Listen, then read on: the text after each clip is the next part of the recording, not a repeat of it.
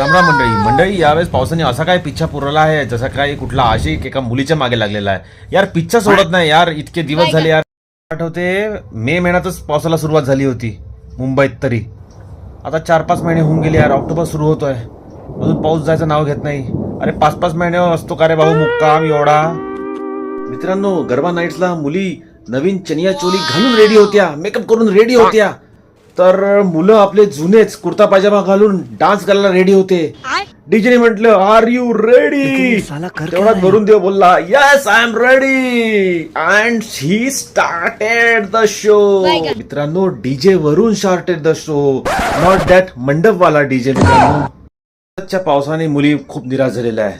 मित्रांनो, त्यांना मौका मिळत नाहीये नवीन नवीन चनिया चोली, तुमचे दागिने, तुमचे कपडे, बँगल्स वगैरे दाखवायचा.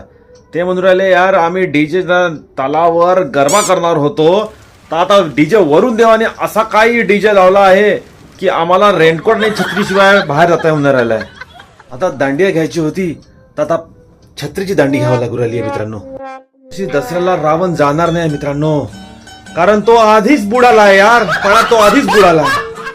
मित्रांनो, डीजे वरुण देव यांनी असा काही डीजे लावलेला आहे, विजांचा कडकडाट आणि ढगांचा गडगडाट, की यावेळेस माणसं नाही तर प्राणी म्हणजे बेडकं गरबा करणार आहे असं दिसते. वरुण देव, तुमच्यामुळे पृथ्वीवर जीवन आहे, त्यासाठी मनपूर्वक धन्यवाद. पण तुम्हाला विनंती करतो की आता थोडी विश्रांती घ्या, कारण या सततच्या पावसामुळे लोकांचे भरपूर नुकसान होते आहे आणि हा सतत पडणारा पाऊस थांबवा.